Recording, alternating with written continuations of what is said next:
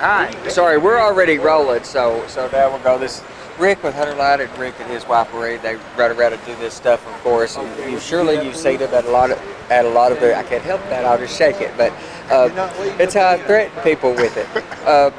And we've met them and talked to them at numerous of the shows. I know a lot of people in our community, the active members in our community, use their products, but and I know several of our guys have bought their bridge kits. So how are you guys doing the show this time? You enjoying this show? This is great. You know, like we sometimes have trouble at a show that's geared towards the newcomers, and it's a different language, okay? But yesterday with all the convention people here, you talk at one level, and then like today with all the public here, you talk at another level.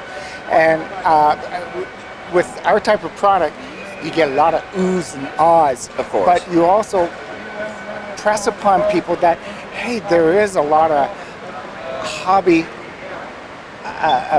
mentality going into these. Right. And the building of it, it's a hobby, okay? It's not just shake the box, put it out, and let it go.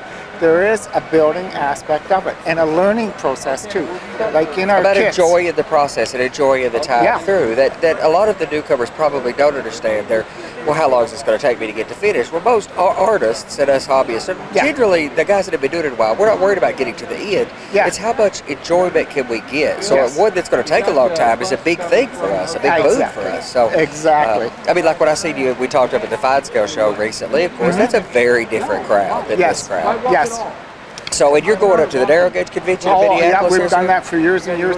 That is actually our #1 show, year in and year out. That makes sense. That is a very distinct crowd. Them and the Fine Scale guys, you would think are a little more crossover. They are, but this is your bread. I mean, the Fine Scale guys and the narrow gauge guys are bread and butter for you, of course. Well, we're kind of really geared towards narrow gauge. Oh, absolutely. And a lot of our kits you can make standard gauge or narrow gauge, okay, depending on what part of the drawing you want to use.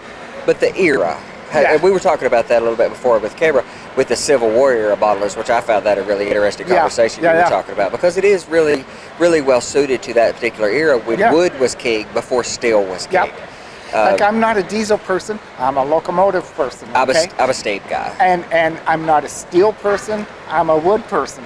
Right. And everything we do is in wood. Absolutely. Well, the stains, that's what most of us know you for, of course. I mean, I use those too. And I have to say, I'd made my own stains for a whole lot of years from India ink and some shoe dye and stuff. And our friend Johnny in our community turned me on to your stains. I was like, well, I make my own, I'm fine with it.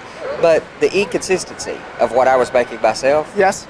Once I started buying your stains, now I've got a dozen of them, but I don't make a single stain. I'll make a little India ink stuff, but I use all your stuff. With the weathering mix, you know, we had the same problem as everybody when Floco and polyester and all those disappeared.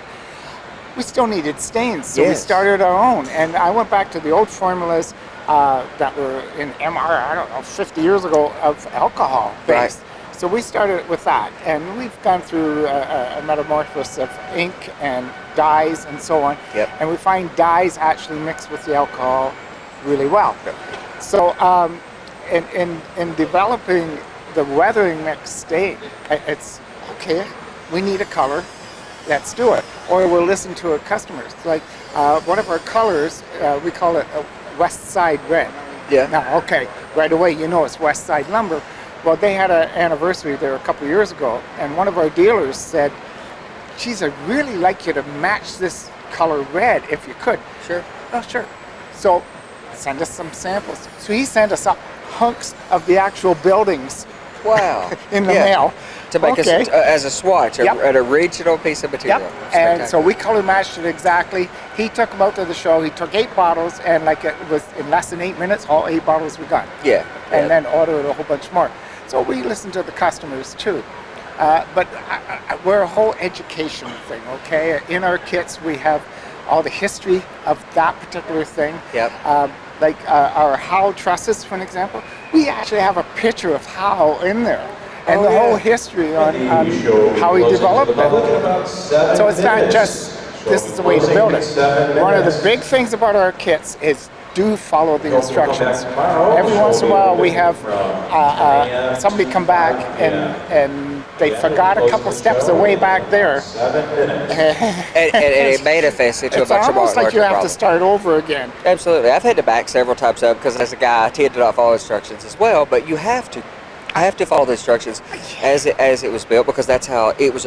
There's layers to these constructions, and you're building up layers on top of each other. One depends on the next. Right. Oh, and I, of course, it's obvious that a lot of your stuff is training based. You do We've the clinics. done this a lot of times. We know the steps. Oh, well, you guys are at every show that Maureen's over there building a bridge kit, and you guys have done the clinics and other shows doing this. So, of course, it's education. I do have a T-shirt at home that says "Real men don't read instructions," and I keep that in my mind all the time. Yeah.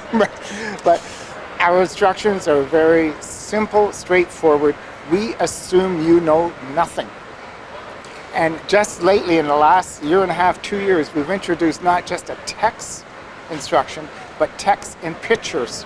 Nice. So it's a whole picture, a library too, that goes with it. Well, that's real different from a lot of the kids. The typical way of getting into a fine-scale structure, for example, a structure building, is to start with something like, plastic or whatever, and to start with something simple, wood and cables. Cables have been the entry point for many model railroaders, and then you would go up to something a little more complicated, and eventually you'd end up with the fine-scale miniatures, but you're 4 companies later before you got there. Yeah, So what you're suggesting with your kids is anybody who could stick some wood together with their fingers and has that dexterity could start with one of your kits as a base project to go all the way up with it. In all our history, that's 24 years of history, we find that most modelers are very intimidated by cutting wood. I know. What happens if I make a mistake? We actually put more lumber in it because we know you are going to cut it wrong. Right. At least once. I see that in our community all the time. In there. I see that in our community all the time, and everybody's so comfortable with plastic. I don't like plastic, and I don't like working with styrene at all. I would rather use laser cut wood to even make brick structures. Yes. But I find wood tremendously more forgiving and tremendously more replaceable. Whereas if you just get glue in the wrong place of styrene, you've damaged it. You've got another kit to buy. So, yeah, I agree with you 100%, but I have a hard time getting people to realize that it's just more forgiving. We had a customer one time who's done a lot of our kits over time, and then he goes and buys a plastic kit, and he makes this plastic kit. He wanted to make it look like wood. Man. He tried every way up and down trying to get it, and it ended up, he put it on the floor and stomped on it. He said, never again. Yep. Well, and styrene's fine for certain things. If you want to recreate steel or concrete, it's not impossible for that. So. But, well, thank you so much, Rick. We appreciate your time. Of course, always happy to see you at the shows. Great. Thanks a lot. Have a good one. Cut. Wayne Folsom. I was Miles was interviewing me for the FRH, I guess, or whatever he does.